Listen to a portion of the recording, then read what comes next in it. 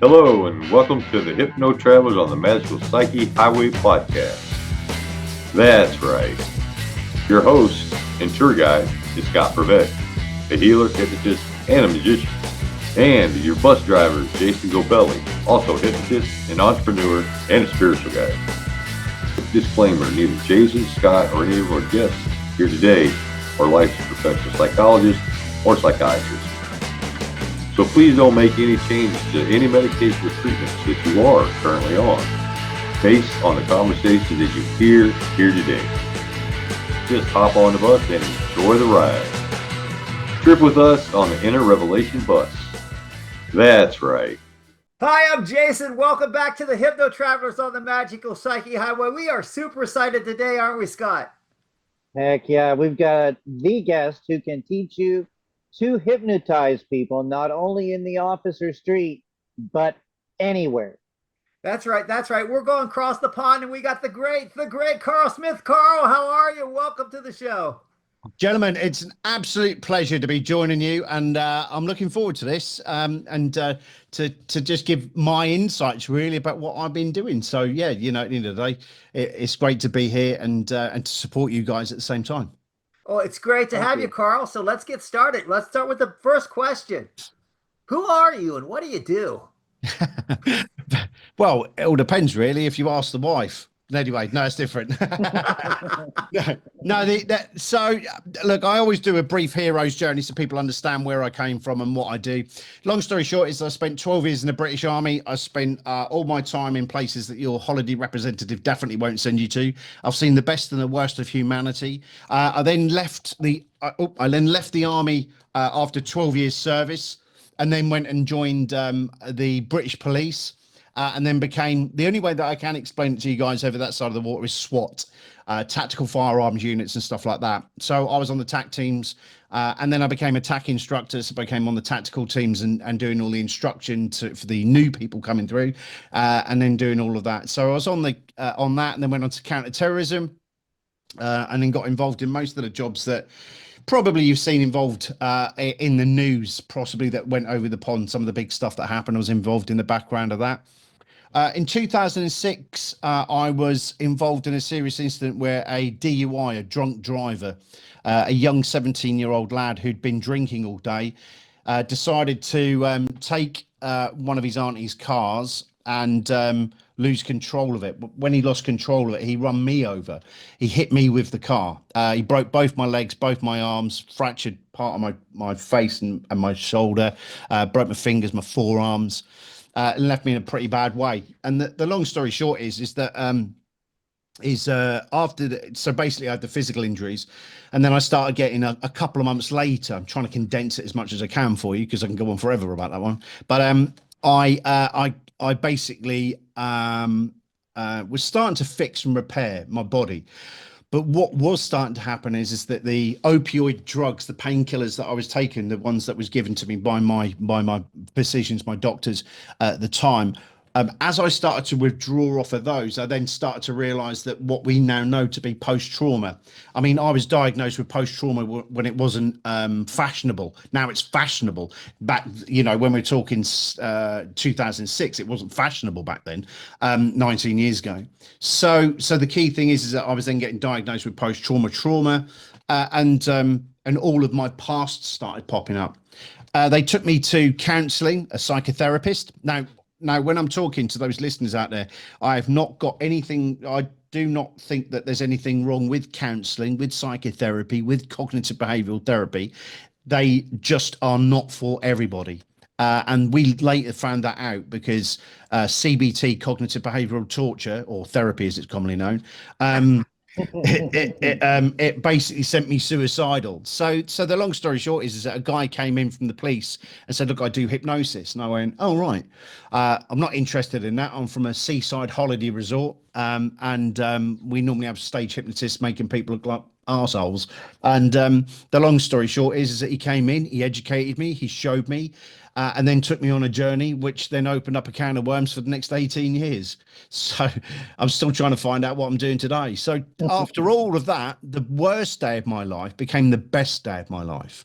You know, I was able to go, I've now been able to travel literally all the way around this world, teach tens of thousands of people my method, my ideas, and my way, and that's been really rewarding, and I thoroughly enjoy my career. I love it to bits. I'm not everyone's cup of tea, but if you try to please everyone, you'll please no one. So I come in with a very authoritarian approach. I'm very much that way, and I can talk about that later on. But the long story short is that you know, people by people. Some people love the very slow melodic, and some people like crystals. Some people just like being told, shut the fuck up, let's get on with it. And that's my approach. And that's what 24 years of wearing uniform does. But my books are busy because those people that have been through, no disrespect to the crystals and the melodic type therapists and all of that, they've been through that. They don't want that.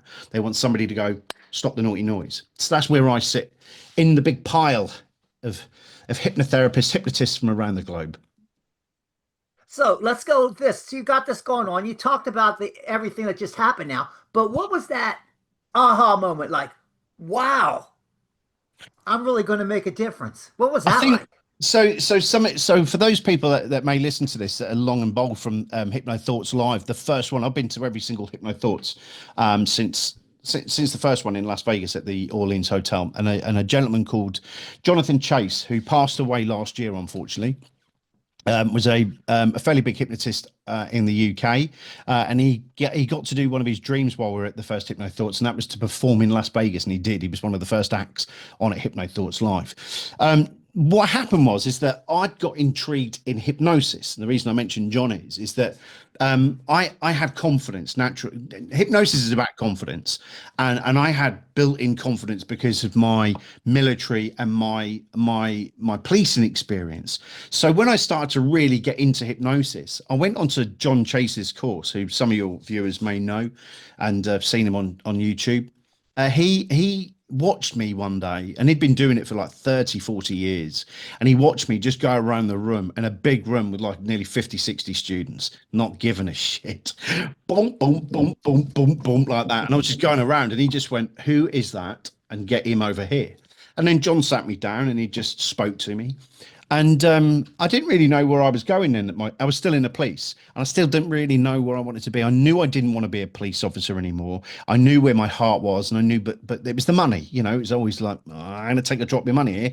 And I've got, you know, at the time I had a family and all that type of stuff. And it's like, you know, my heart's over here, but the, you know, my reality's over there. And yeah, and then he offered to take me to the first ever Hypno Thoughts Live, and he said, you know, we'll take you over. Me and his beloved partner Jane, they took me over. They paid all my expenses, and that was the explosion. That was the bit where I hit America, and I realized, oh shit. and that was what differentiated me from a lot of other people. My experience in going to America, and as you experienced the other day, doing the street hypnosis and doing the impromptu hypnosis, doing the clinical hypnosis, the stage hypnosis, whatever I put my mind to that weekend.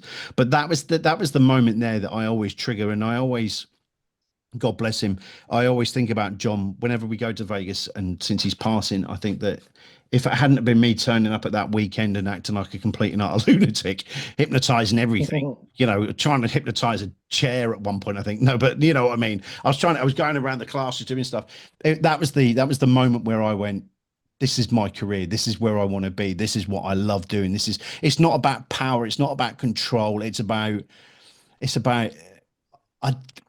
we don't know what this is. I've been teaching it for 16 years, and I still don't know what we do.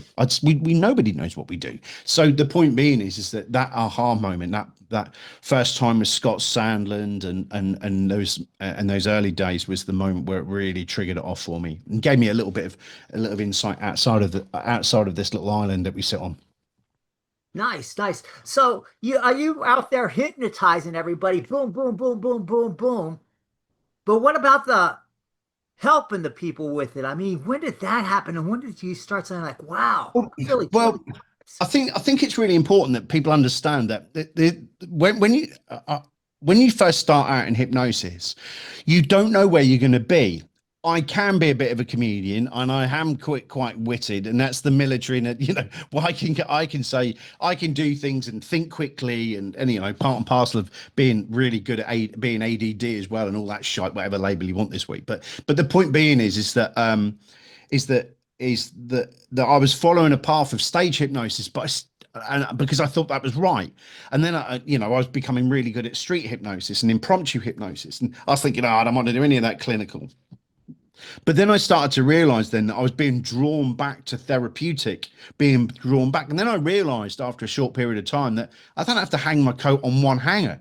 I can be all of these things. There was a lot of, especially over here in England, we have a lot of snobs. Like, yeah, yes, one's a clinical hypnotherapist and one doesn't do one, like that. And I'm like, I couldn't give a fuck, to be brutally honest. I'm just going to get on do what I did, because they're worried about the effects it could have on clinical hypnotherapy. It's very damaging when you see street and stage performance. Bullshit. My honest opinion, and still hasn't changed to this day, every single one that calls themselves a clinical hypnotherapist should do street or stage performance training. Absolutely. Because they're most of them are bloody useless. They're a lovely title, friggin' useless. So my point is about getting that confidence up with stage and street and getting that impromptu in them to build that confidence up, because most of them that are clinical hypnotherapists still take over 10, 15, and in some tragic cases half an hour for hypnosis inductions. You're like, what the fuck are you doing?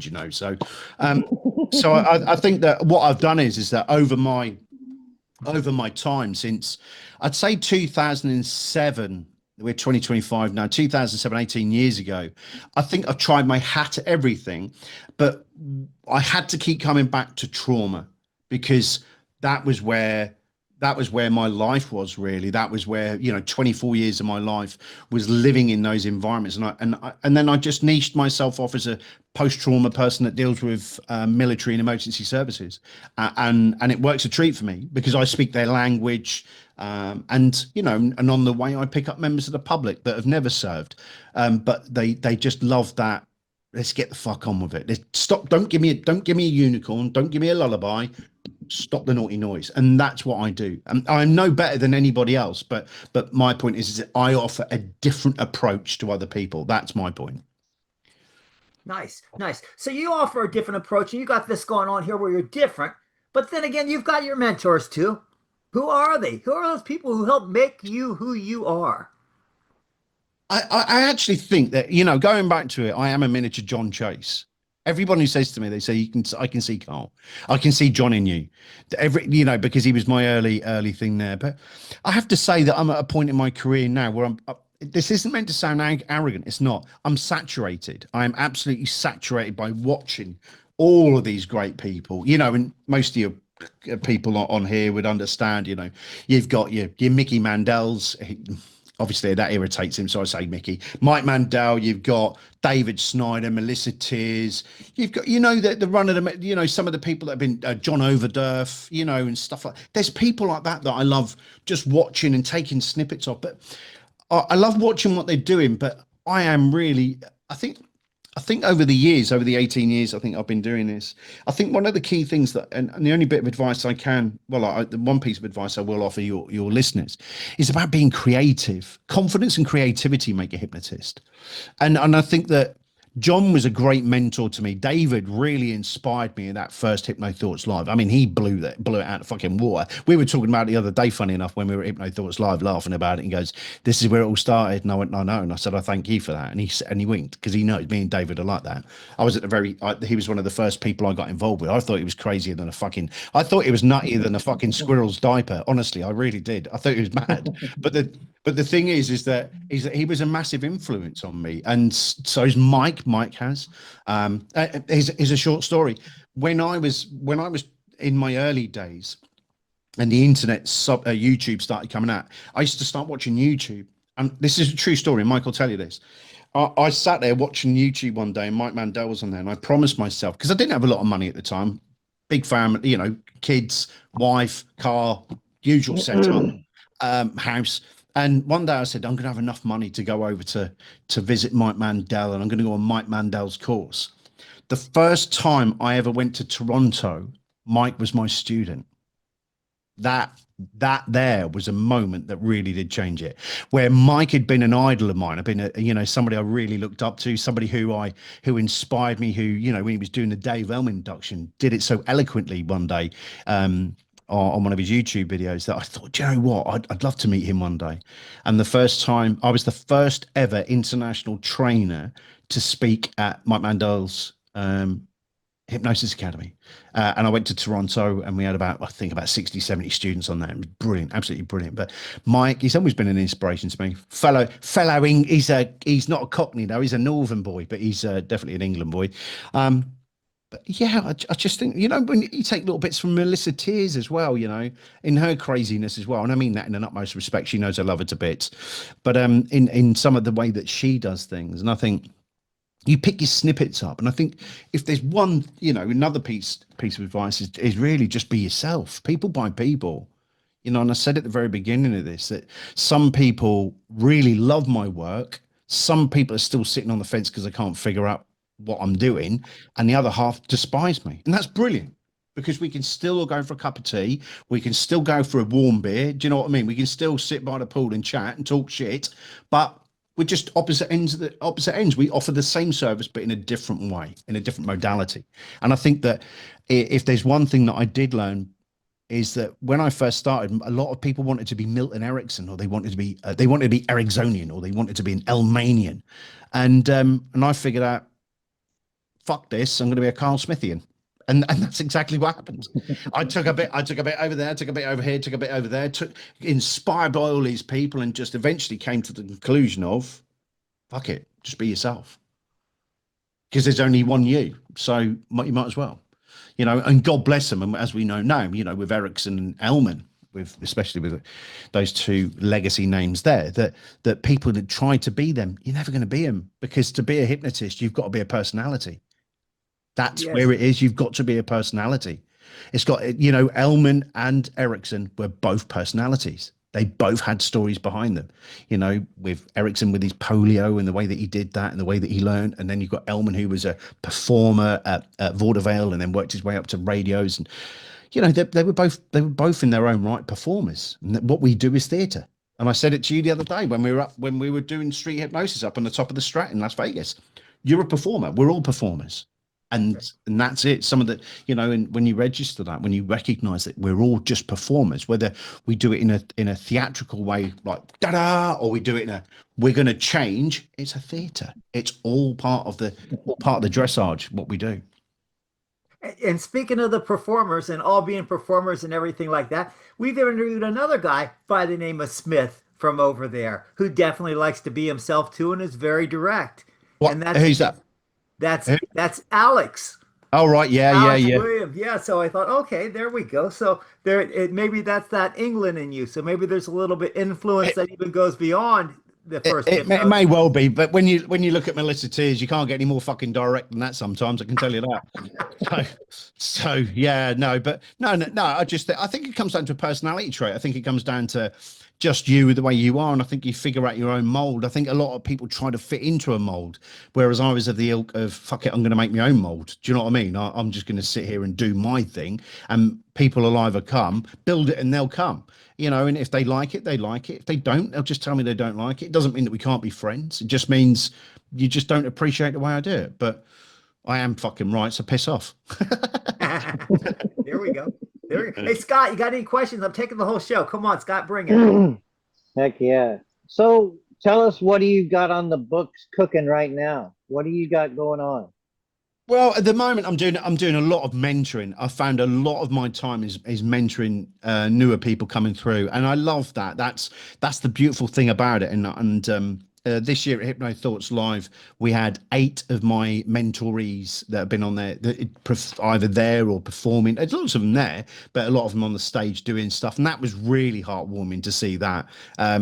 So we've got that. We do the one-to-one courses where, like we did the other day when we went out to the Stratosphere with Jason, and take people out and just do experiences where we can show the people that you can being some of the weirdest, strangest place. That's why I did it on top of the Strat, because there's nothing weirder than being 1,100 feet up in the air, aircraft going past you, literally underneath you. And, you know, you've got Vegas in the background, you've got all the noise, everything. And, you know, just doing those type of things, they're introductory courses and stuff. And really just helping people out, you know, just helping people out and giving as much guidance as I can. I mean, I'm no expert in everything, but on the same token, I've made enough cock ups to understand where not to go and tell people not what to tread in. Do you know what I mean? So, but yeah, I just, you know, lots of one-to-one courses, lots of online training, and mentoring. Really, that's the three plates that I wobble. I tend to just hold them at that three. Are you focusing on one continent? No. Most of my the stuff that I do is all international. I've got at I've got an interview at 3 o'clock UK today in New Zealand. I've got one in New Zealand next, not New Zealand, Australia next week, and then I've got another one in the UK. Some more in, yeah, I'm all over the place. I mean, I've literally taught all over the world. I've taught in all over Europe, Dubai, Oman, Australia. I haven't done New Zealand, but I'm the keynote speaker for next year's New Zealand conference. I've done Ireland, helped run Ireland with John Scanlon, and you know, I've been everywhere. Greenland, Iceland. I don't think there's a place. I think I've got the world record. Now I'm really open for somebody to test this, but I think that I've got the world record for the highest ever hypnosis induction on land, not in an aircraft, because we can all do that. That's easy. But my highest ever hypnosis induction and hypnosis session was at Base Camp 1 of Everest. Nice. And I got the video. That's on my YouTube channel. Wow. And I think that I've got the altitude record for hypnosis sessions. So let's talk about that YouTube Outstanding. channel. You're pretty proud of that thing. Let's talk about that for a second. Yeah. I mean, you know, it started out, I think if you look at that channel, it started about 11 years ago, I think 10, 11 years ago. And I faffed around with it. I didn't really know what to do with it. It was like I was a little boy trying to find out if I'm playing with it or not. And the long story short is that it just over the time, I realized that it's really, really invaluable. Look, my job's not here to upset people, but just advise people. They can either take my advice now or learn in 5 years' time and then go, shit, he was right. Nobody's interested in certificates. They're brilliant. Don't get me wrong. They're beautiful things. You hang on the fucking wall. They're brilliant. Lovely. Brilliant. Absolutely amazing. Congratulations. You've done something with it. You've absolutely achieved something. But the certificate is about as much use as a chocolate fire guard as soon as it goes on the wall, if you do not do something with it. So in my I hardly spend any money on advertising because my YouTube channel does it for me. It's the second largest search engine in the world. People use Google. They're like, oh, how do I get Google? What should I go on next? Well, it should be YouTube, because people buy people. They want to know that you're the product. They want to know that you're the person. And the reason I don't have to spend money on advertising is because I spend my time on doing videos like tonight. That one, Jason, you're on a video tonight that I launched, funny enough. But the thing is that the Stratosphere one, that's out tonight. So the key thing is that people watch that and they can see if I'm the type of person for them. Because one of the key things about this profession, which is blighted with, and it's really, really sad to see, is lots of qualified hypnotherapists that can't hypnotize. And I don't mean to upset anyone or be rude by that for those people that are listening. We are, because there are trainers out there that couldn't give a shit. I actually do give a shit because this profession saved my life. It's not about money. I don't do it for money. I've done really well in this profession. It's not about that. It's about making sure that people have the firm foundation to start. Hence why I did that EDIP lesson with you the other day. You know, yourself, you're an experienced hypnotist. You didn't really need to listen to that. You were up there for the crack. But there was a lot of people out there that went, I never even thought of it like that. I never even thought of doing it that process, because it's such a simple process and it's amazing. It's beautiful. It's beautiful to see people just grasp something and go, I'll use that until I don't need it anymore. Thank you very much, and toddle off. That's exactly what my life is. And I enjoy that. And my YouTube channel gives me the ability to, because I remember when I first started, you know, being told, you know, hypnosis induction, you can't get hypnosis in less than 15 minutes. You have to be looking at 15 minutes before the client goes in. You're like, and now when I look back, if I haven't got hypnosis in about 90 seconds, I'm starting to shit myself, because that's where we are. And that's not an arrogant or ego statement, but you've seen me work, Jason, and you know, when you've seen me do stuff, it's not necessarily about the induction. The induction is merely theatre. So I like to show people that little bit that we don't see, because many trainers like to go out there and just do hand drops all day long, make it look like they're brilliant and stand there and get their round of applause, but they don't tell people the secret sauce. The secret sauce about where it really starts. Your hypnosis induction starts way, way, way before the client even gets into your room. You know, that it's when they start looking for a hypnotist is when it starts. The hypnosis process starts, and they buy into hypnosis. The next phase is finding you on your webpage. The next phase is then looking at how you work and who, you know, how you operate, people by people. And then the next phase is when they purchase onto one of your things, and they buy into it. They put their skin into it, and they buy into it. And that's really important. A lot of people don't teach that. And that's why I said, and it wasn't an ego thing. I did say in that video, I was watching it earlier. I did say jokingly one day, I'll put 10 grand on the table with any of these people showing rapid and shock hypnosis inductions, because it's vitally important that us experienced people tell people what the secret sauce is, because otherwise they'll go away and go, I can't fucking do this shit. I'm going back to 7-Eleven. Fuck this. And you get good people because they're not told the secret sauce of pre-talk. Start before the induction. And that was what we was talking about that night when we were up in Vegas. It's literally just to set the scene, set the who you are, what you're doing and how you're doing it. And that's part of it. Hypnosis inductions are a load of bullshit, in my opinion. I don't bother with it.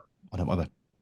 Well, the pre-talk can be quick and the induction can still be fast. Oh yeah, absolutely. Yeah, I mean, but you know, when Dave Ellman was talking about it, you know, many years ago, he said that hypnosis induction could be completed within 3 minutes. Absolutely, hypnosis induction, including the pre-talk, can really, really be achieved in 3 minutes.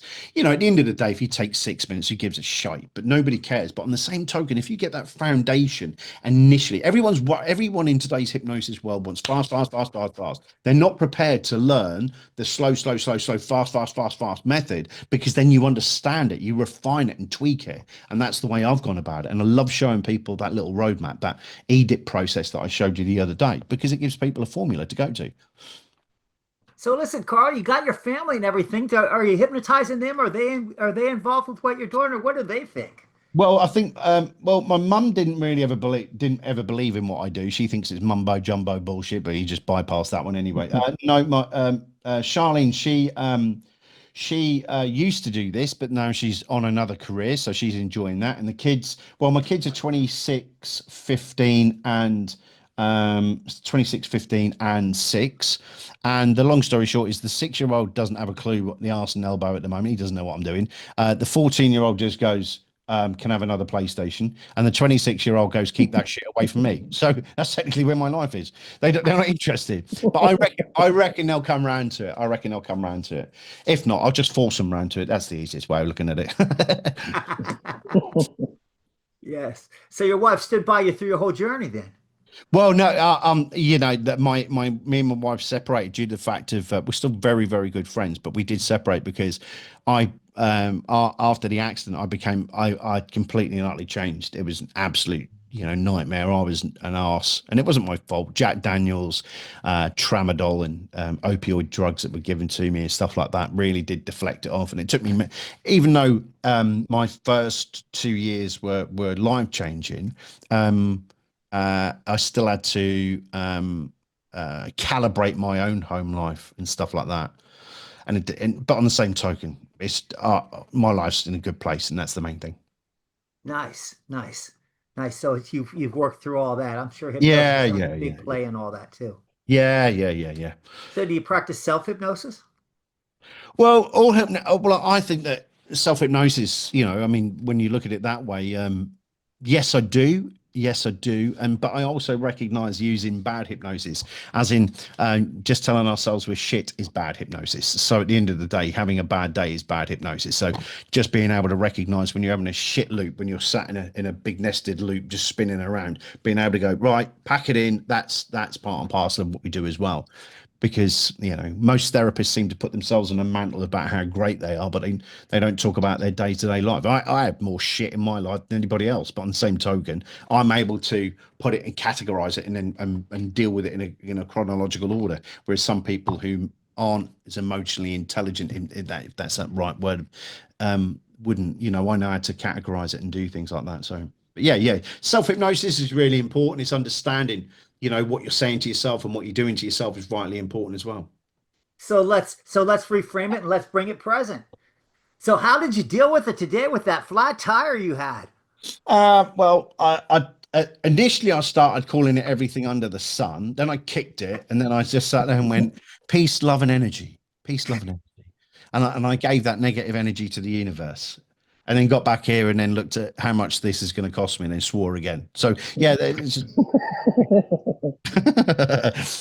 so yeah.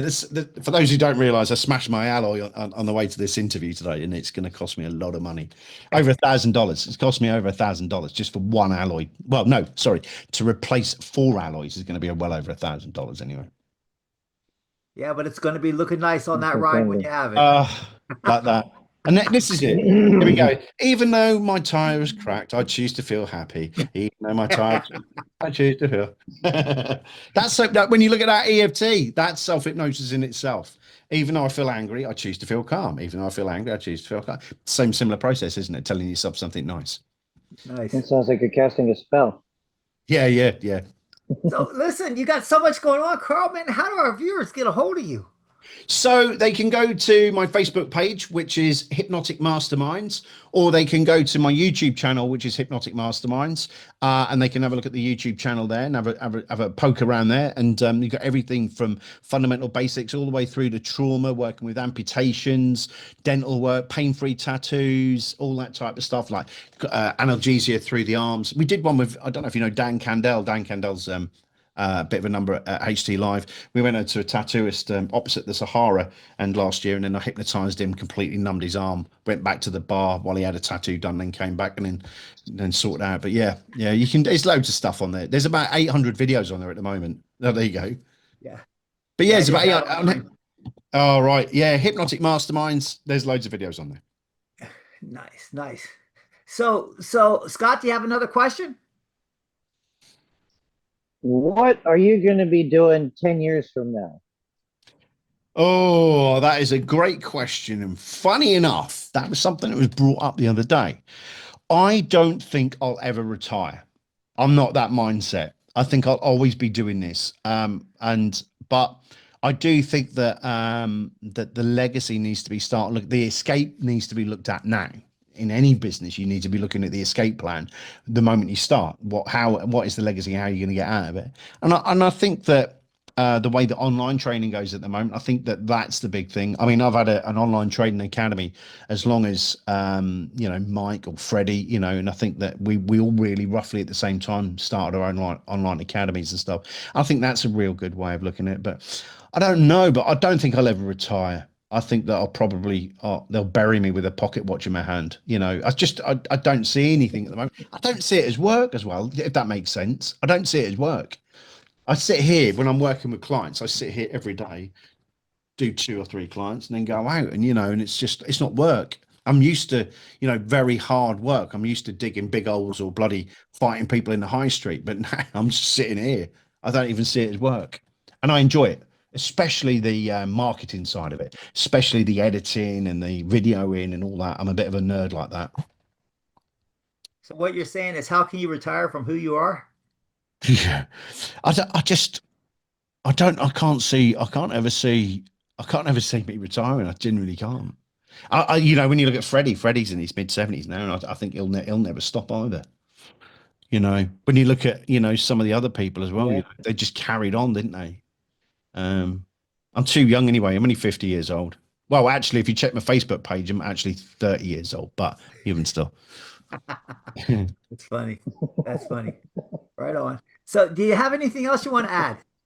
No, I just think I think the key thing to really for your viewers really to take away is to be mindful, you know, and some people take a couple of years for this one to sink in, but to be mindful, just to be creative. I think that the best power I can give anyone is that if you get yourself in a pickle, if you get yourself in trouble in a session, is to stop. Just stop. The client doesn't give a shit.